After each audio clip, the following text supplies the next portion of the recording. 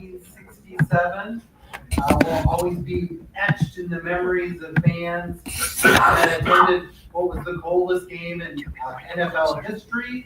Although there was a postseason game in Cincinnati where not the temperature, but the wind chill was slightly colder than this game. But temperature at kickoff was minus 13 degrees. The wind chill registered at minus 46 degrees. So the Bengals playoff game I'm talking about, I guess it was like wind chill got to negative 55. But basically, as you're going to see with some of the photos, it turned Lambeau Field into the North Pole. Attendance was 50,863 fans. Although you probably know someone that says they went to the Ice Bowl, because I went to the Ice Bowl. Everybody thinks they went to the Ice Bowl. I probably triple who went. In fact, 500,000 in attendance. Yeah, right. In fact, even my own family, my older brother was like, "Didn't Dad go to the Ice Bowl?" No, he did not. So here's some photos of fans driving up to the Ice Bowl, sitting in the stands. One of the things I think is amazing, because you think about now we have all this warm technology that we can wear and I guess deter the cold. They would have layered up at that time, but they didn't have any of it. Some people even just came to the game. They came right from going to church and wearing their Sunday's best. And of course, I'm sure they did not last long at this game. So the Ice Bowl was arguably the signature game of the Packers' first 100 years. And maybe you could make the argument even the signature game for the NFL.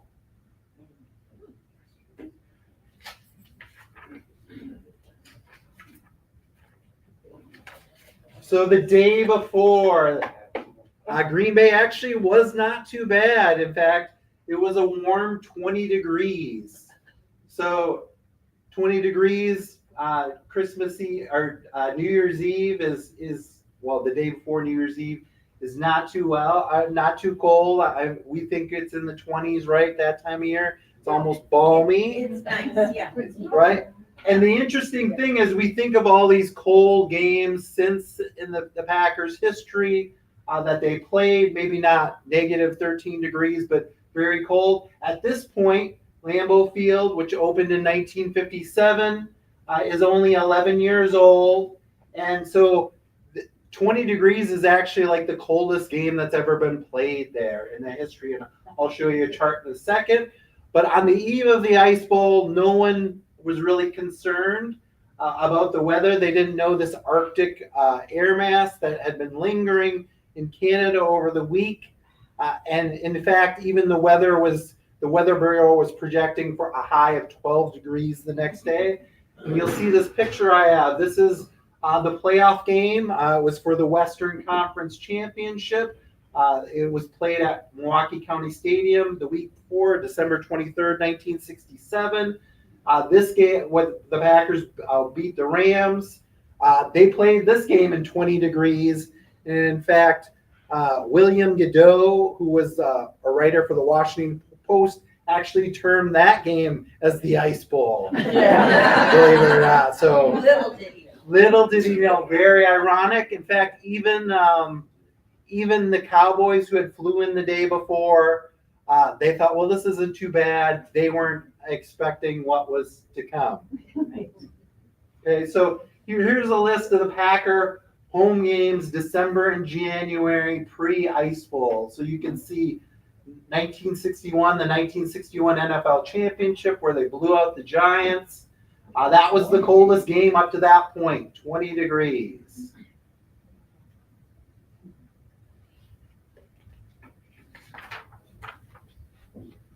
And then basically, as the temperature drops shortly before midnight, the Arctic front rolls in, and then the next morning, 4 hours before kickoff, the temperature basically had dropped nearly 30 degrees.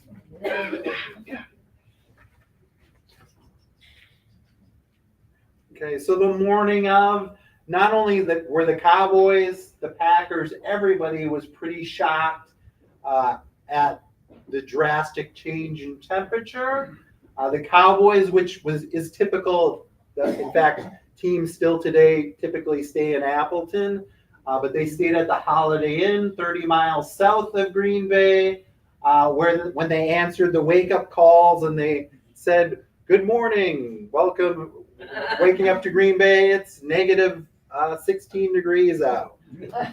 Pretty shocking. In fact, I've seen stories where some of the Cowboys, so the Holiday Inn was structured at that time where your door opened to the outside. It wasn't inside. So there's one Cowboy player that like he couldn't get his door open. It had frozen, and he had to call the bellboy to come up, and they knocked the door in so he could get out, and he wouldn't be late for the first team meeting.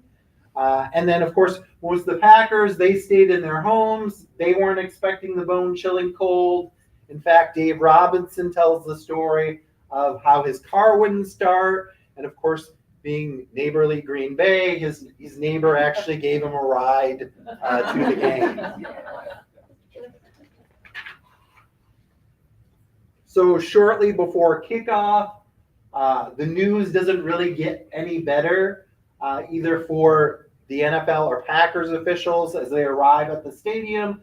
Kickoff in advance of kickoff at 1:10 p.m. So the interesting story is, and this was the pride of Vince Lombardi. That summer he had installed an electric blanket, basically these coils and wiring under the turf for $80,000 at the time under Lambeau's grass service, but it didn't exactly operate as expected. In fact, the day before, in fact, you can actually see video of him. He did his Vince Lombardi show on WBAY a few days, and he was talking it up. Oh, we're not concerned about the field or the playing surface. It had worked really well up to this point. He even gave the media a tour of this little electrical room, and he was like, I guess, like a mad scientist showing it all off. Of course, he didn't know what was going to expect. And then Pete Rozelle was not even on hand for the game, because we have the game after, which would be Super Bowl II. But he's Pete Rozelle, the commissioner of the NFL at the time. He's traveling to the AFL title game. So at this point, there's really no talk of postponing the game. The conversation really didn't get very serious because they had looked at the forecast into the future, and the next couple days were going to be equally or brutally as cold. So they just went on with the game. Although the national coverage after the game and the next couple days would talk about how if they should have actually played the game. And then you can see interviews too by both Cowboys and Packers players questioning whether the sanity of playing in those times. So a couple, I had someone donate these images probably about 5-10 years ago. So they were actually in a small plane that day of that game, flew over. So some very cool aerial shots of Green Bay right before the game. It's definitely looks like the North Pole here. And then, so 2 hours before kickoff, they're going out on the field. Chuck Lane, who was the public relations director, some of the assistant coaches, they go out. And so what the problem with the electric blanket was, it actually did its trick. It kept the field from freezing, and they had it tarped off. So 2 hours before kickoff, they're removing the tarp. And once they removed the tarp, there was all this condensation. So there's all this water, and once the condensation, so they'll even talk about in the early game that the field was all mushy to start the game. but it starts freezing instantly, and basically the field becomes like an ice rink. Or I've heard other people compare it to concrete. And if you know how Vince Lombardi was, like they were like, okay, somebody's got to go tell him what's going to happen.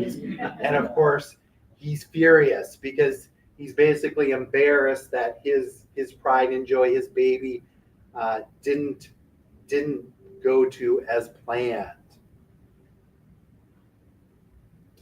So obviously some really challenging conditions, not just for the players, but for everyone.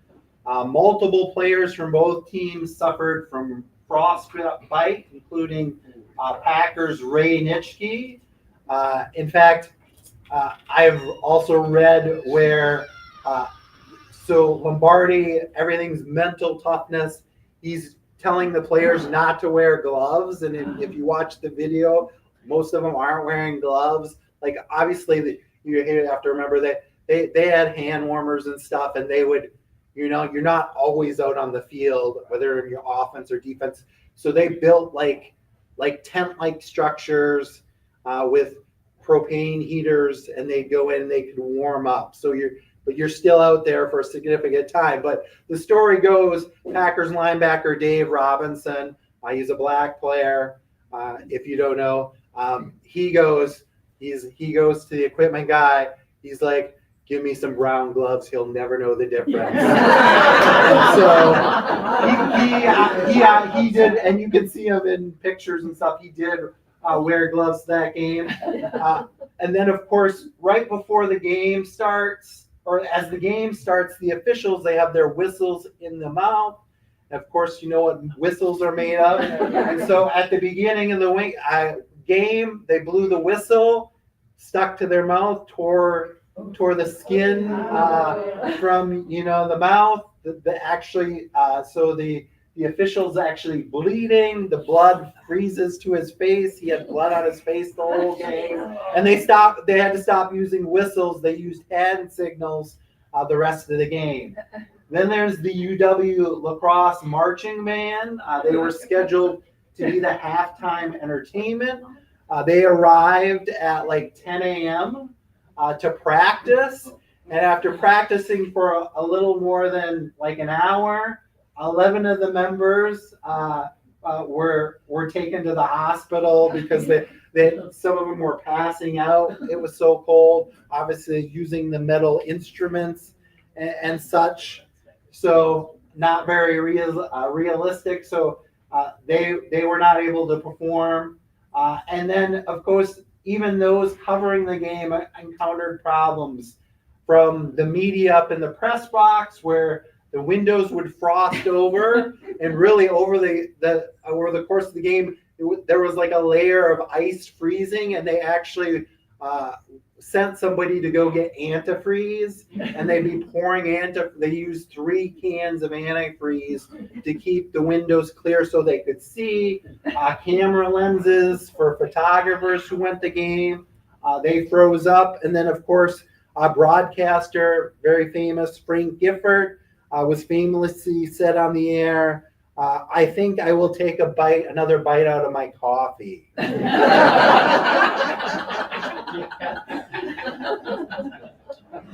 So these just some pictures of the challenging conditions. Of course, you can see their breath. How many of you have been to the Packers Hall of Fame? Oh, yeah. So a good majority. You've seen our Ice Bowl theater. In the Ice Bowl theater, we have a couple mannequins where we have some fans sitting in the stands, and we have Dave Robinson sitting on the side. And the little neat 4-dimensional trick we have is they're breathing the cold air. So you can definitely see that in these pictures right here. But definitely tremendous conditions to try to play a football game in, let alone just be outside. Okay, so first drive.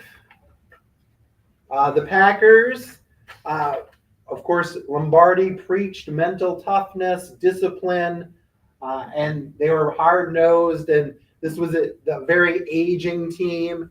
And actually, before I get too much into actually the plays that happened in the game, I should mention, so they're playing the Dallas Cowboys. If you know your Packers history, this is a rematch of the championship game from the previous year, 1966. Of course, that game was played in Dallas, much warmer conditions. It was a classic game. People almost forget about how good that game was because of this classic game the next year. But it went back and forth, very high scoring. The Packers ended up winning 34-27. Bart Starr had one of his better games of his career, at least passing wise, because at this time, the NFL is not really a passing league like we think of right now. Like Bart Starr won the MVP in 1966, and you look at his passing numbers for the season, where he was most valuable player, and I don't even know if that they would compare to like half the season now of some of the great quarterbacks, but just a totally different game. But basically, the Packers sealed that 66 championship game on one of the last plays of the game. The Cowboys are driving near the goal line. Don Meredith drops back to pass. Dave Robinson, who we've talked about, Packers linebacker, passer, rushes him, hits him at the last second. Packers intercept it to seal the game and hold on to win 34-27. So the Cowboys come into this and they want revenge to win the championship themselves. So right away, the Packers go right down the field unfazed by the brutal cold and abysmal conditions. 14 plays, 82 yards, culminating on a Bart Starr 8-yard slant touchdown pass to Boyd Dollar. You can see in the picture he catches it. And in fact, Starr called an audible on the play. And because Dollar and Starr had played so long together, they picked it up. They had not called the audible. They had not switched to this play or formation the whole season. And it led to a quick 7-0 start. By early in the second quarter, the Packers scored their second touchdown on a long 43-yard fly pattern off play action on 3rd and 1 with less than 3 minutes to go. Boyd Dollar talks about how he faked like he was going to block because they thought it was going to be a short run play, and he blows by the Cowboys defender. And the Packers early on really targeted the Cowboys secondary. They thought they had saw a weakness in their scouting, and they really actually picked on second-year cornerback from the Cowboys, Mike Johnson, for both of their touchdowns. But of course, in any classic game, there has to be a comeback, and basically in these really brutal conditions, it was tough for any team to score or move the ball. So after the Packers' 2 possessions, they basically do nothing. And in fact, they even help the Cowboys to come back. So in the second quarter, Bart Starr was put under pressure. You can see a picture here from his own 26-yard line. He's backpedaling. He fumbles the ball, and the Cowboys return it for a 7-yard touchdown. Then just a series later, Willie Wood, who's the punt returner, he fumbles a punt. The Cowboys recover. They score again and kick a 21-yard field goal with 32 seconds remaining. So the Cowboys scored twice in just over 4 minutes before halftime to bring the score to 14-10. And despite the Cowboys only gaining 42 yards the entire first half, the Cowboys had made it a game. So the third quarter, not much is done. They kind of go back and forth, but the Cowboys do take control very early in the fourth quarter on a trick play. So on the first play of the fourth quarter, the Cowboys had been driving. They pitched the ball to Dan Reeves. So if you know that name, future head coach, but at the time, halfback for the Cowboys. They did it a little, so the Packers had scouted this, but how they deceived them is they ran the play to the left, and they usually had done this halfback option pass to the right. So the Packers were surprised by it, bid on it, and they scored a long 50-yard option pass on it. Flanker Lance Rensel caught the ball, took the lead, touchdown 17-14 in the fourth quarter. And people like Packer fans, even I've seen where the players and stuff, there was doubts in their mind because it was a struggle, like I said, to move or score the ball. And in fact, at this point, the Packers had just 3 first downs since they had scored the 2 touchdowns. They had 1 penalty. They had punted 7 times, and of course allowed the defensive touchdown on the fumble by Starr. So going into that final drive, they basically had a net negative 9 yards on 31 plays in 10 possessions after the 2 touchdowns. So it's 17-14. The Willie Wood he does catch the punt this time, returns it 9 yards to the Packers' 32-yard line. There's 4:50 remaining to set the stage. But everybody, the Cowboys will talk about, like, they thought there's no way they can drive almost 70 yards and be flawless, not make a mistake, not turn the ball over, drop it, and score a touchdown. But Starr was all about preservation. You know, you go back to the beginning, he started out, he was a 17th round draft pick. I did not win his first pro start until the 4th season. So when Lombardi arrives in 1959, he was not given the quarterback job. He really had to earn it, but he was a great leader.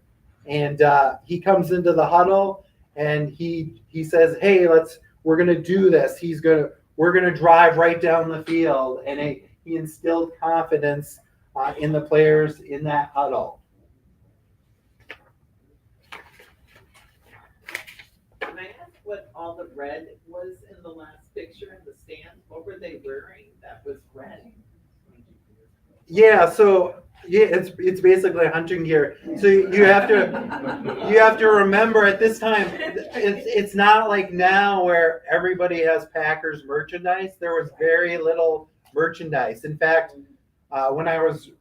so we have these fans sitting in the stands, and we're like, how do we dress them? And so I'm studying all these historical photographs and videos, and really the only Packer merchandise is the stocking cap. And I actually found one on eBay, so one of the fans is wearing it, but it's green and gold, and it has the 1960s logo. It was basically like a football player at the time. But there's no Packers merchandise at the time, so the stands are not green and gold like you would see today. So great question. I didn't know if Sears had a sale on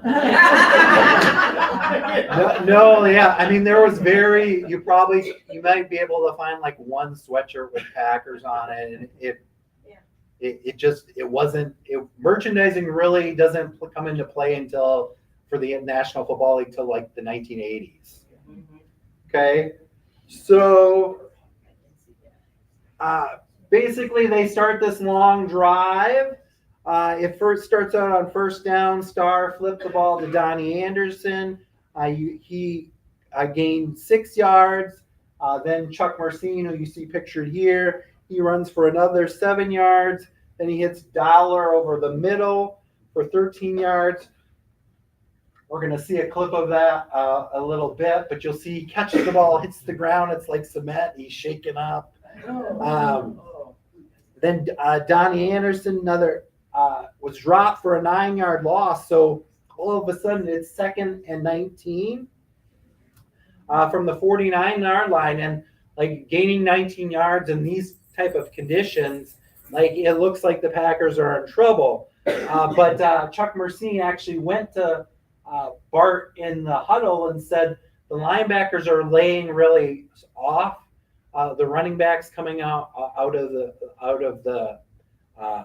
the play. because everybody was worried about slipping because it's all ice and stuff. And he's like, I can beat my guy. And so they did. They took advantage of one of the biggest plays of the game-winning drive was this 19-yard swing pass. So basically just rolls out to the left, short pass, and he beats his guy and goes up the left sideline. And that put them in position for the final drive. I can't not mention Donnie Anderson. Vince Lombardi actually calls him one of the really key players in the game.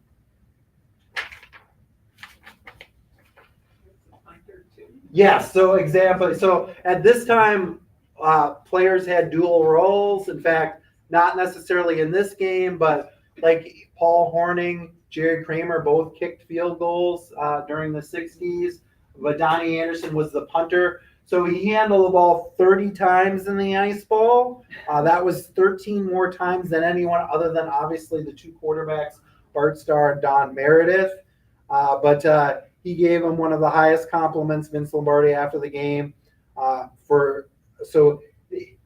you can, with obviously not gaining a lot of yards, he had a team high 35 yards rushing on 18 carries, which is not very good. But in this game, but he also caught 4 passes for 44 yards, including 3 for 27 on this final drive. So basically, they drive down to the 11-yard line, and they use kind of a trick play with 54 seconds remaining. They used, but it was more like deception. They had saved it just for the right moment, but they let me describe it as this way. So the call was called 65 give, and it was a trap play. The Packers, like I said, had saved it just for the right situation. At the snap, Gabe Gilliam, who was one of the guards, he pulled right, and the line was expecting Donnie Anderson to get the ball, so they fouled him to the right. And Starr faked it, and it was deceived. It looked like Lombardi's famous power sweep, and they were going to give it to that by. Instead, they tucked the ball under Chuck Mercine. Under his belly, he slid through, kind of snuck through, and he gained like 8 yards, and they got down to like the 2 or 3 yard line, and then it took a timeout at that point. So there's, like I said, there's 54 seconds left. It's first and goal from the 2 or the 3 yard line, about like 2.5. And so they called 2 plays where they just did quick hitters to Donnie Anderson. But just like the defensive players, the offensive players were slipping. They couldn't gain any traction. In fact, Donnie Anderson, I've seen in an interview, argues that he thought he threw his body across the line and scored on one of the plays, but they didn't score a touchdown. They call their third and final timeout. They're at the 1. It's 3rd and 1. There's 16 seconds remaining. So they have 2 plays to basically score, but they have no timeouts. So the logical play is on 3rd down, you're going to probably throw the ball, because if you're stuffed, it's going to be really challenging to either run the field goal kicking. Again, they're trailing 17-14, so a field goal ties the game. So either to run the field goal play, the kicking team on, or run another play is going to be really challenging. But Bart Starr goes to Lombardi on the sideline. He states, he's like, the fullback and the backs are slipping, but I think I can just shuffle my feet and slide my way in, basically with a quarterback sneak. And so, again, really risky. If you get stuffed, the time might run out and you're going to lose. And Star tells the story, of course, is all Lombardi said is, all right, let's run the play and let's get the hell out of here. So the play was called Brown Right 31 Wedge. So the play was it was supposed to be a handoff to the fullback designed to go between the center and the guard. So Ken Bowman and Jerry Grammer was the right guard. And Starr not only fooled the Dallas defense by keeping the ball, he fooled his own teammates. He did not tell his teammates he was going to keep the ball. Not only what they actually had never run a sneak the whole season, so the play really wasn't even in the playbook. So not that they'd never run a sneak during Lombardi's tenure, but they had not run it that 1967 season. So you can see here he sneaks in, and one of the things you can see, I don't have pictures of it, but in the video you'll see, so that's number 30, Chuck Mercine right behind him. He's expecting to get the ball, and if you'll see in the plays, he raises his hands, and a lot of people, you look at the pictures, it's like he's signaling touchdown, right? No. So at this time, there was no tush pushing at the time, and so he's throwing his hands up to show the officials, I'm not touching him, to score a touchdown. And in fact, I don't know if how much you follow the NFL. I heard I'm forgetting now, the Sean Payton, who's the coach now, the Denver Broncos. Thank you. So you just did a press conference this week, and they're playing the Eagles, so I don't know if he's buttering them up or not, but he's basically defending the tush push and stuff, and he's like, oh, nobody gets hurt from it. And in fact, if you watch historic plays, Bart Starr was tush pushed when he scored in the Ice Bowl, and you guys can watch and see for yourself. He is not pushed in the back, so Sean Payton doesn't know is actually his NFL. So I saw that, and I was actually, frankly, a little annoyed. So the key blocks in the play, right guard Jerry Kramer. The Cowboys will scream up and down that he got a slight jump. You can watch it. There's video. Maybe he did, or maybe he anticipated very quickly, but so that he beat the snap and should have been penalized. Ken Bowman did his assignment where he double teamed Cowboys defensive tackle Jethro Pugh, big, huge defensive lineman, 6'6", just a giant guy, but they felt like they could take advantage and what they said was like wedge him. So they double teamed him with the block. And then Bart Starr, as you can see in this picture, he goes through the crease and puts the ball across the goal line to score.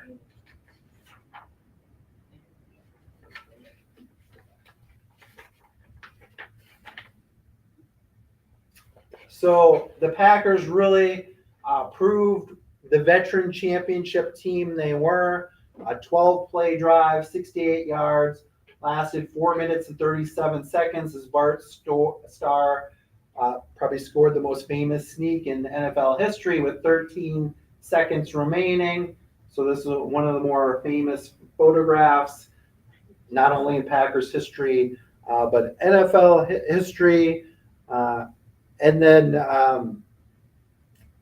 the Packers, this basically, not only this culminated, but this was such a major moment in NFL history because the Packers had become the three-time NFL champions. They had repeated. Now, of course, Packers history, Packers are the only team in NFL history to repeat 3 times. They did it in 1929, 1930, and 1931. There was no playoff format at that time. That was under Curly Lambeau. In fact, they weren't playing like a championship game yet. The first championship game is until 1934. But the Packers, this was one of Lombardi's big goals was to three-peat.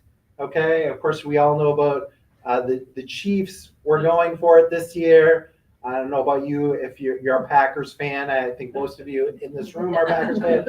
We're getting annoyed by the NFL media just like it had never been done before. And it's very ironic because so the Packers win in 65, 66, and 67 just because the 1965 there was no Super Bowl. It was just an NFL championship. And like so after this play, they even though they had Super Bowl II yet to play, they were considered the champions of the NFL by winning this game because the AFL and the AFL and NFL had just merged just a few years earlier. The Super Bowls were more, I don't want to say token games, but exhibition games. There was pressure on Lombardi and the Packers to actually win, but they weren't perceived like they are now. So, of course, the final scoreboard, how it looked 21-17 in the stands. And then, of course, Vince Lombardi. This would be his last home game as Packers head coach. You see some of the players after the game celebrating. Lombardi basically downplayed the conditions to the media after the game. In fact, he said the 1962 NFL championship, the Packers had played the Giants in the Polo Grounds. He said the game was colder. It's questionable. It was very cold. He said it was colder because of the wind chill was worse. Though -46 sounds pretty bad to me. But so he was trying to downplay that, and he played up his players. This is what the Packers are all about.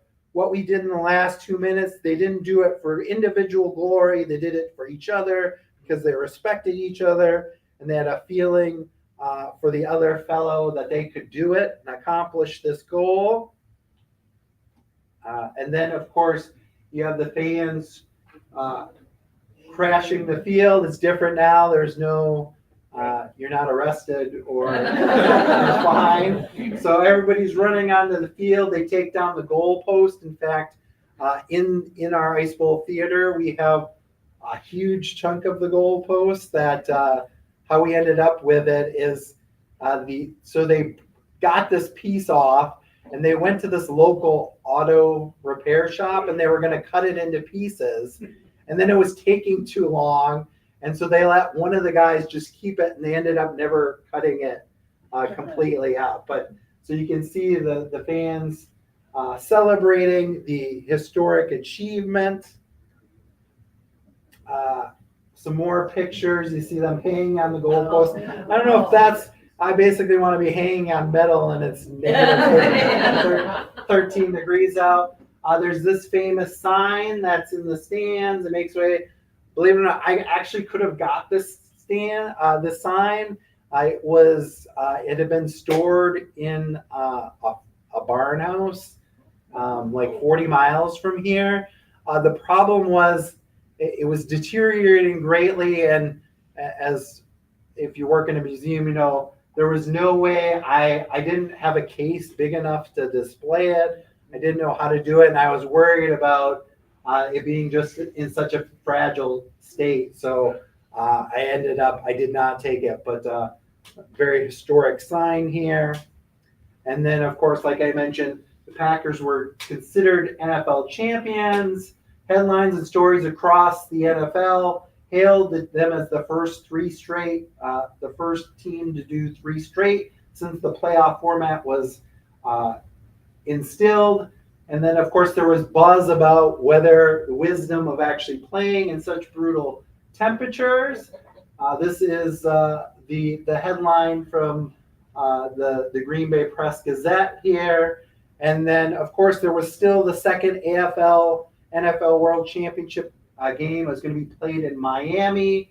The Packers do end up winning Super Bowl II.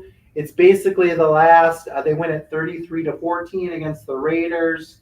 It's kind of the last anticlimactic Super Bowl, really, because if you remember Super Bowl III, that's when the Jets, Joe Namath famously predicts they're going to win, and so it becomes a real rivalry. Because if we go back to Super Bowl I, So there was all kinds of pressure on Lombardi to just show how much better the NFL was to the NFL. So after they had won the NFC Championship against the Cowboys that year, they were pressuring.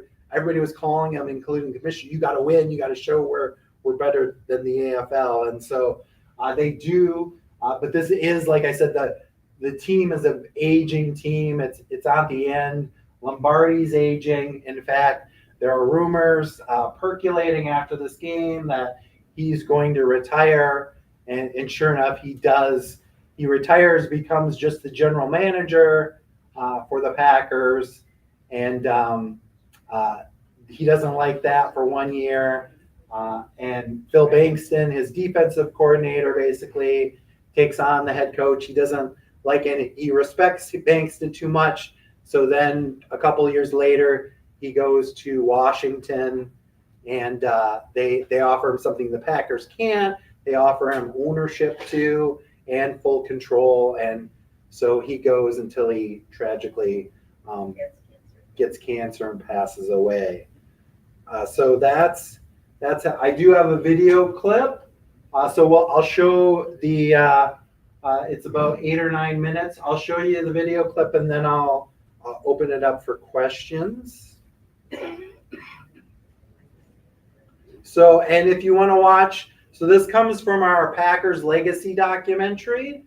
We did this during our 100th anniversary. There's basically 10 episodes representing the different decades. They're 50 to 60 minutes long. You can find them on Packers.com or even on YouTube. So if you want to watch the whole thing, I'm just going to show you the clip about the Ice Bowl.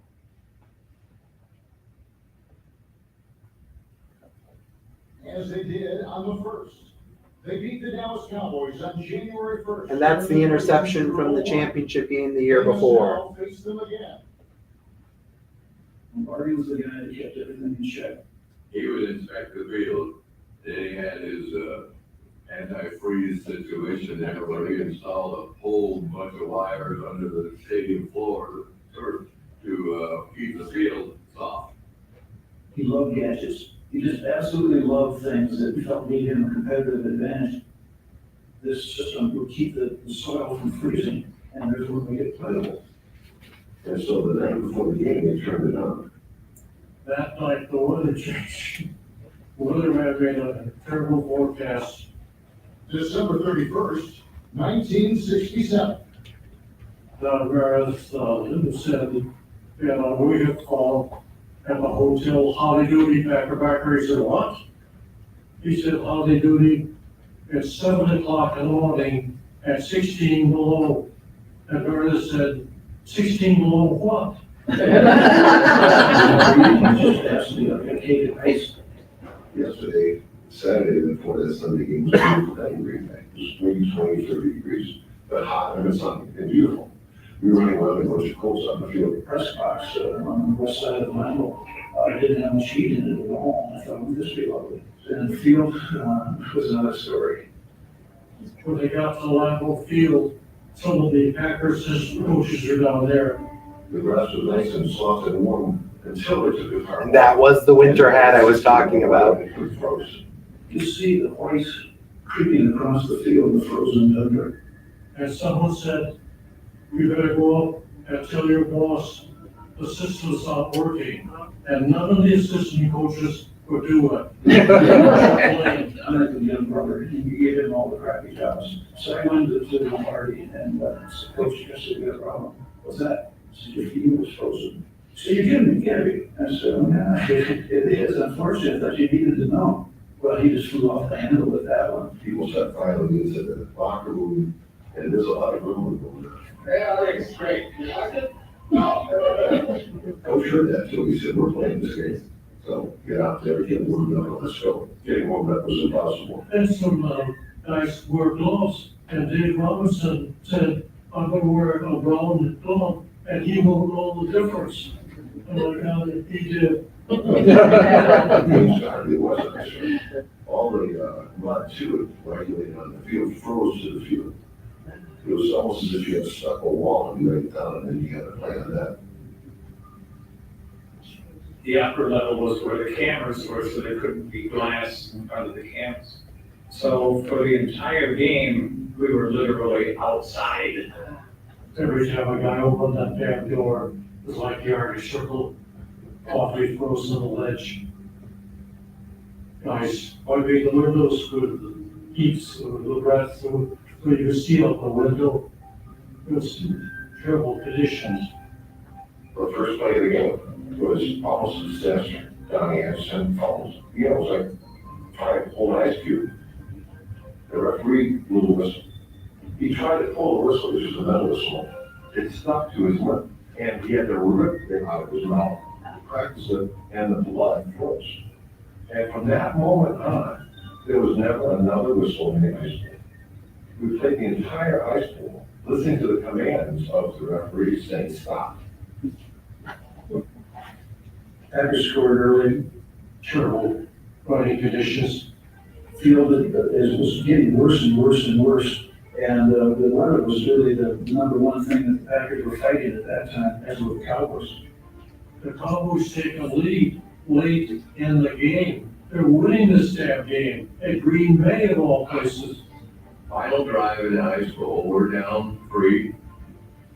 We get the ball on the 35-yard line, 4.5 minutes to go. In the previous 31 plays, we gained a -9 yards. 31 plays, the whole second half, maybe some more, we gained -9 yards. We had a good first down the whole second half. Watch the momentum change. Green Bay just came back and started to dominate play.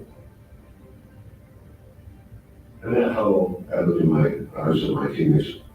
I saw confidence, I saw poise in professionals. I didn't see any fear, anxiety.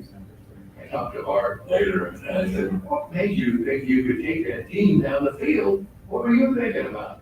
He said, I came in the huddle and I was gonna say something. I looked in your eyes, I looked in Forrest's eyes, I looked in Skee's eyes, looked in Gilly's eyes. I said, I don't need to say anything. And then Mark stepped in and said, let's get this done. And everybody got an injection of power, of energy.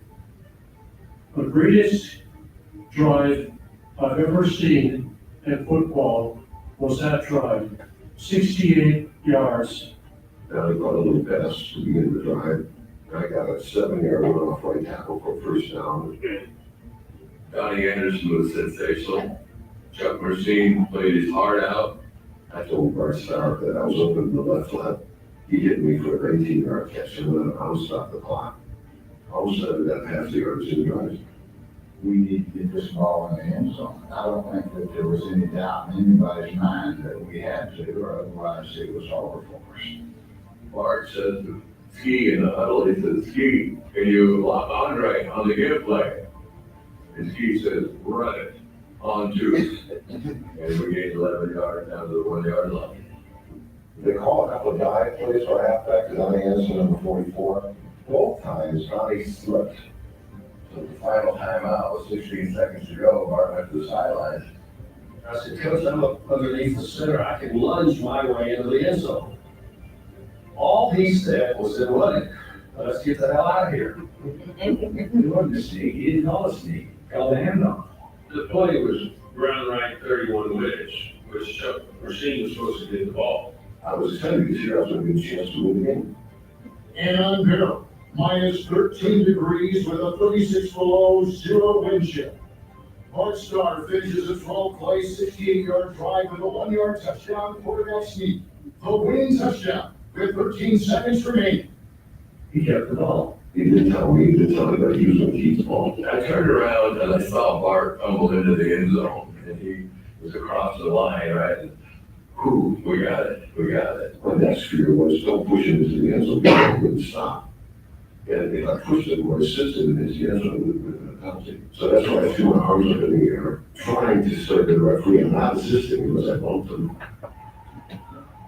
The Packers beat the Cowboys 21-17 in what is now famously remembered as the Ice Bowl. Tom Leonard didn't ever think that Bart Starr would ever run with the ball, so he just turned and went right in. The season had been kind of difficult for everybody. It's been real frustrating at the early part of the season. The climax like that, and scoring, I think, a great sense of relief for him. I know Bart was crying, very, very happy. Our stars said many times about that last Ice Bowl drive. They used every bit of their experience and their wisdom that they built up through the years to orchestrate that championship. That's what Lombardi excelled at, because Lombardi willed victory. He tells you that if you do anything less than the best that you have within you at any time, regardless of the situation, regardless of the consequences, that you're cheating yourself, you're cheating your teammates, you're cheating with professional football, you're cheating the fans who made the game what it is today for you. Let's be honest, even though that was a legendary team in '67 that won the Ice Bowl, that was not his best team. And maybe not the best team in the NFL that season, but they knew how to win. After the Ice Bowl, he came up to me and put his arm around me and said, "You became a man today." That was the first real compliment that I received from him. I carried that the rest of my career, the next 7 years. Herb Adderley came up to me one time and said, Lombardi came up to him after a game and said, "You have just played the finest game I have ever seen a quarterback play, ever. Take that with you whenever you step on the field." So Herbie said, for the rest of my career, tried to play the finest game a cornerback I'd ever played. All right.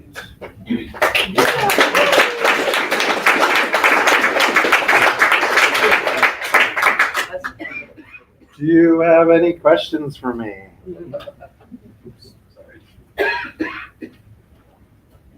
Sure, go ahead. I have a comment about the sneak. Jerry Kramer's a great player, and he got a lot of praise for the thunderous block that he put on Jethro Pugh. But if you look at it, Ken Bowman actually lifted Pugh up, and Kramer kind of dove across Pugh's waist, not really contacting him very much. It was Ken Bowman that laid the block out, and he never gets credit for it. So I'm glad you mentioned him anyway. And by the way, I agree with you. Like he doesn't get enough credit, and I know there's bitterness between the two because Kramer gets all the credit. and Ken Bowman was a lawyer afterwards. Yeah. And Jerry Kramer, if you look at the video, I watched it, he moves his point hand on the ground about this much before the ball is snapped. So it was an emotion, but it's okay. It's all right. No instant replay of that. No challenges. No challenges, right. Yeah, everybody, I think, wanted to get out of there at that point. Other questions?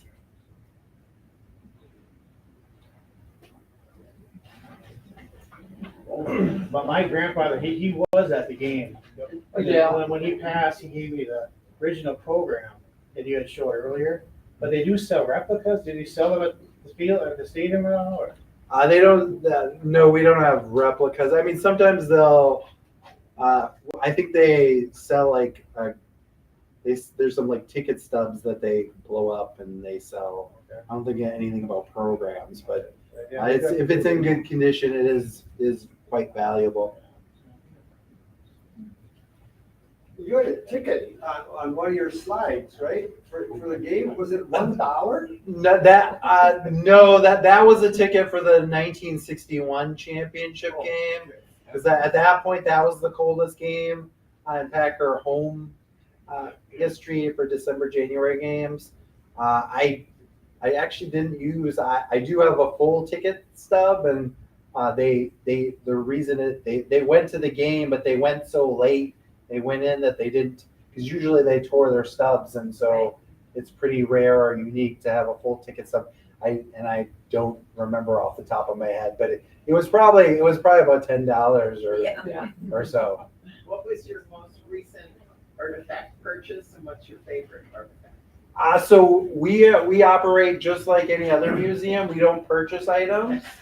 But as far as like artifacts, one of I'll tell actually a favorite artifact that I get calls probably once a week about artifacts, and I do call everybody back, and a lot of it, no offense, is junk. It's like people trying to get rid of stuff out of the basement, or sometimes they're like they're fighting over like autographed football that's been in their family, and I'm like, why don't you pass along your grandkids or whatever? Like 60s autographed footballs from these Lombardi championships are very valuable, And like, I'm like, okay, I have like 3 or 4 of them. I can't guarantee display. Why don't you, like, I'm discouraging them because I try to be fair and consistent with that type of stuff. But sometimes they can't agree who gets it. They're fighting until they give it to us. But one of the favorite things I got was at this time when the women would go to a game, and I've seen there's different videos you can watch on the ice bowl. There's a Lombardi one. There's one that was done a few years ago by the son of Don Meredith, but he has an interview with a Cherry Star in it, and she talks about this. But I have something very similar. It was like the sleeping bag.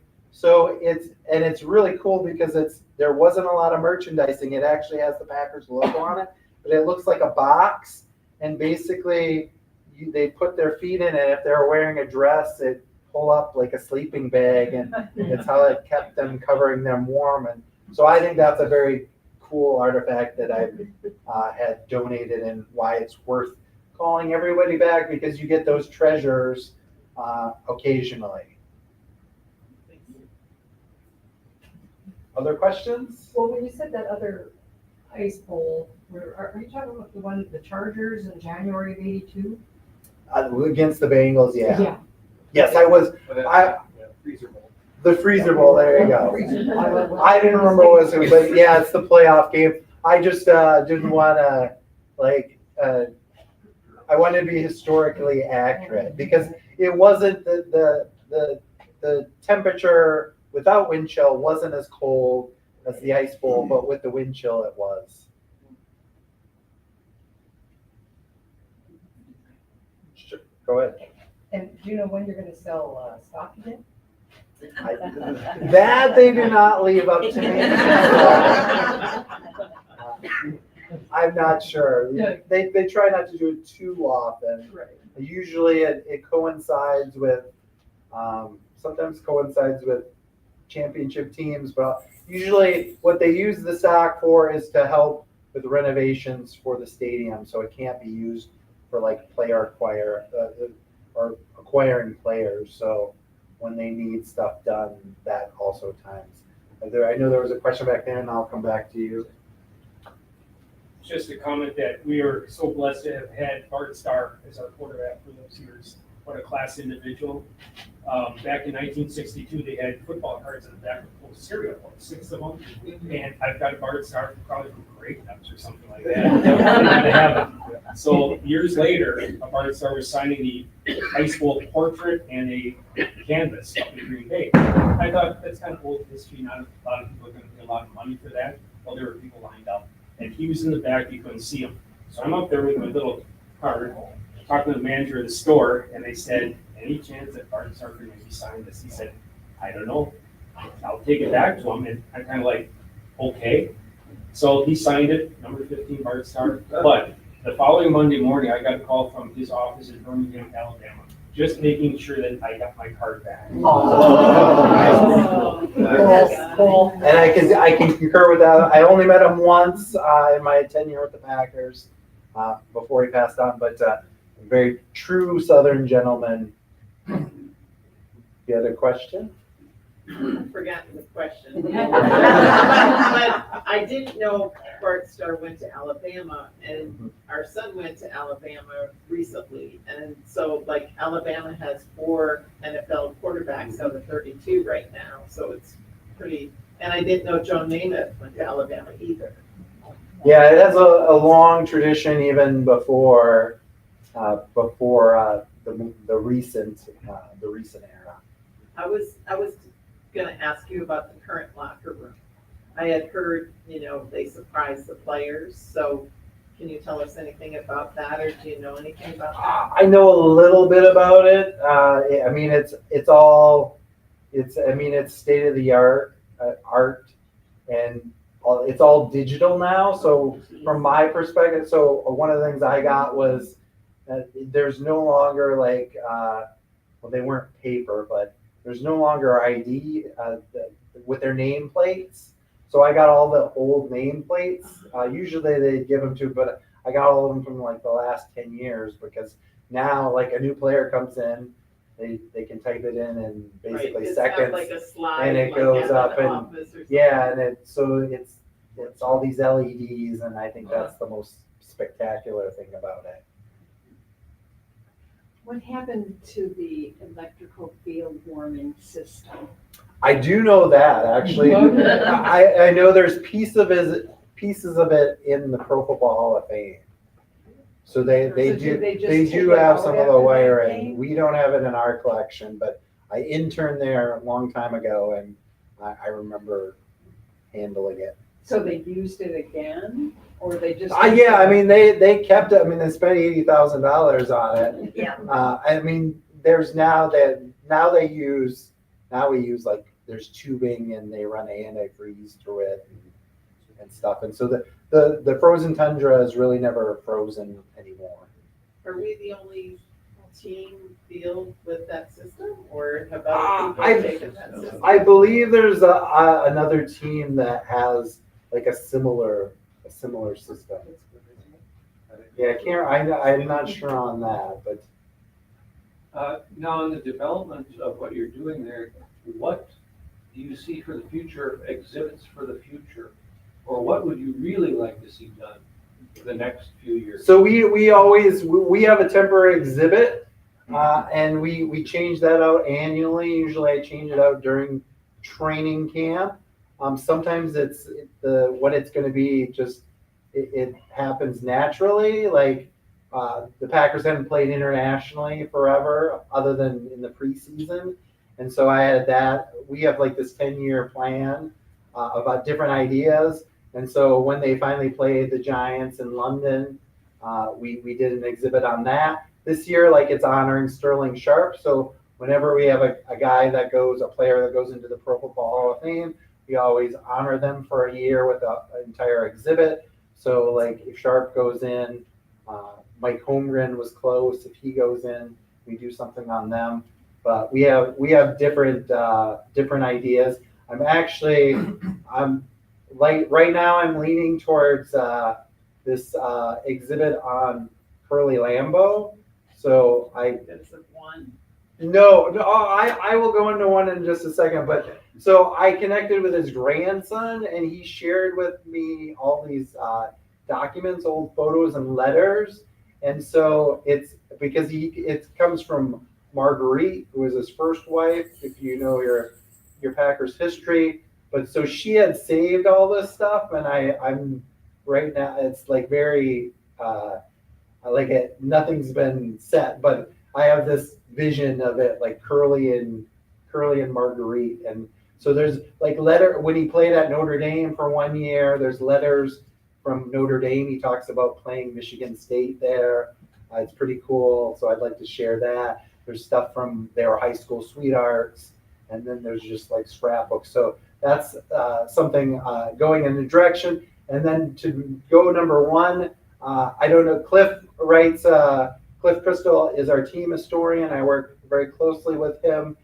He wrote in his column, but so it's kind of a misnomer about Curly. Curly did wear number one, but in the early days in the 1920s, they basically wore a different number every other year. And so Curly we know of at least 6 different numbers.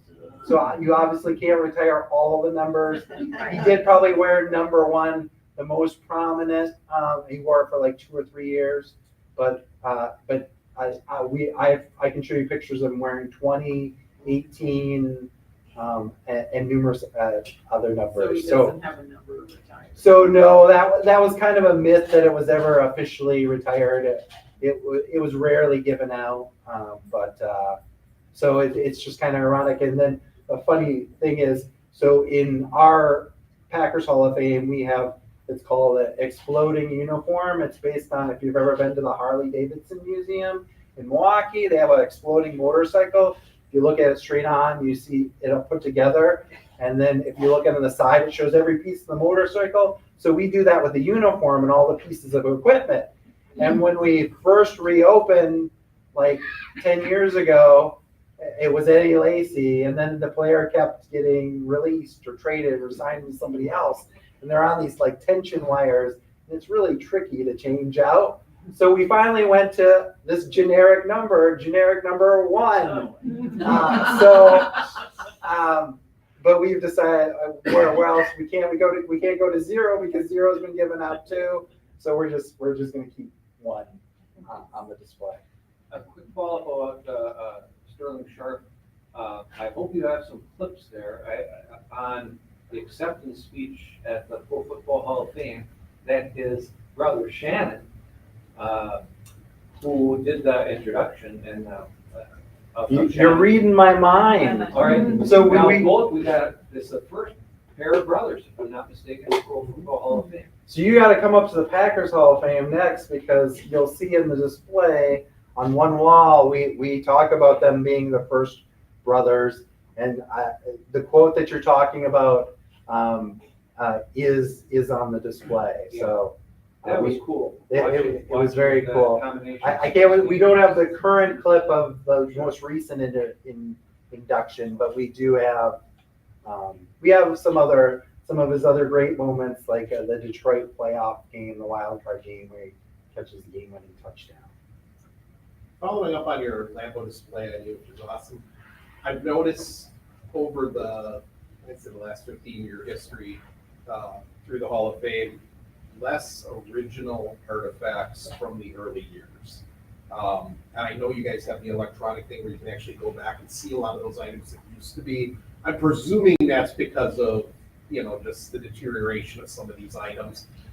With the Lambo, I take it maybe we're going to see some of those, or are those going to be copies? I mean, most of them are copies. So you're totally right. Like I have the originals. It's just when it's on display in the light. We have expensive glass case, but there's no way of causing it. It's going to deteriorate over time. Like, so with anything really old with paper copies, I do use replicas just to protect the original artifact. And I'll give you even an example. So I do use a lot. Sometimes I use the original programs because, like, for example, if you go into, we have a Super Bowl 31 program, and I have like at least 50 copies of it. But the one I use on display has been on display for 10 years, and you can see it's fading and stuff like that. And so I just use that because I have multiple copies. So obviously I don't have multiple copies of these like original letters, and so I'm just very protective. Have you ever considered doing like a temporary type thing? I mean, I have used some stuff, and I will temporarily display it and then take it off. So I do that occasionally, yes. But most of a good portion of the paper stuff, I just use copies, and good for you recognizing it's a copy, because a lot of people even can't tell the difference. I'm curious too. I remember my parents a long time ago, like going to greet the plane when the Packers were coming back. Like, when did that end? How did that get started? Like, they still do that. When they won Super Bowl 31, they went to Ostenstrovel Airport and waited. But that tradition really starts. Well, it starts with the plane in the 60s under the Lombardi era, where they'd come back from big road games and people would wait at 3 or 4 in the morning for them to arrive and get off the plane and stuff like that. But you can even trace it back further to the Curly Lambeau era, except they're not waiting for the plane, they're waiting for the train. So there's great historical photographs of people waiting outside at the depot waiting for I actually always wanted to do some kind of display on that, but it's pretty tricky to do. And I couldn't ever figure out how to quite do that other than show the historic photographs. Just a short little story about how I was able to attend the Ice Bowl. I was a 17-year-old. And at the time, back in the 60s, we had a restaurant here in Manitowoc called The Left End. Sure. By Max McGee. We have a menu of that on display. Okay. And I had a very good friend who worked as a busboy there at the time. And Max made tickets available to the employees. And he got 2 tickets, and he asked me to go with him. So that's how I got to the Ice Bowl. Any memories you want to share from sitting out in that? Just how terribly frigid it was. And wishing, at the end that my dad's car would start.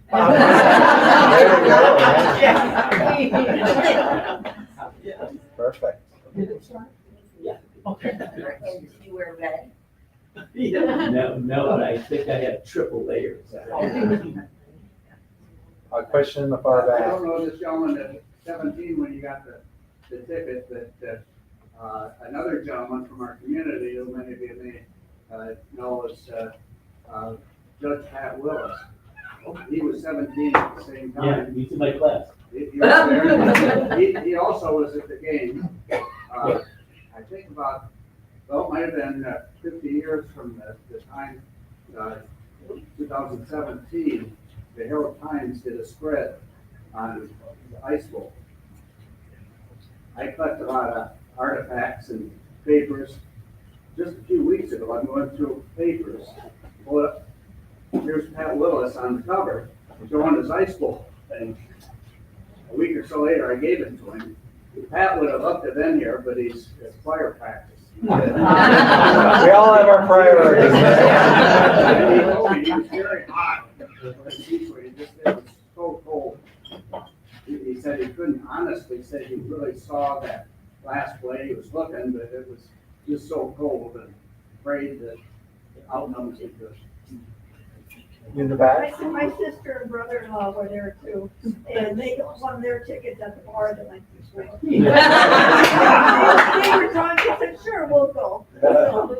My dad's Volkswagen got them there back. Yeah. Very nice.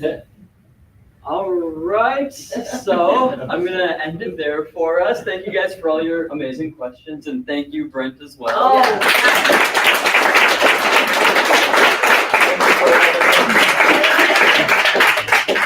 So, on your way out, folks, feel free to grab a survey, share your thoughts about how tonight went, if you have any suggestions for future programming here, as well as an upcoming event sheet. And I will say the speaker series is Brent is given to us through a grant through the Green Bay Packer Foundation, actually. So we're very grateful for that.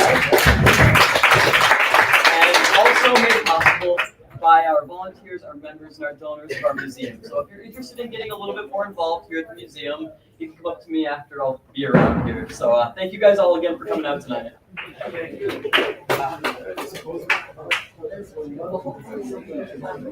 Yeah. Great, Brent. Thank you.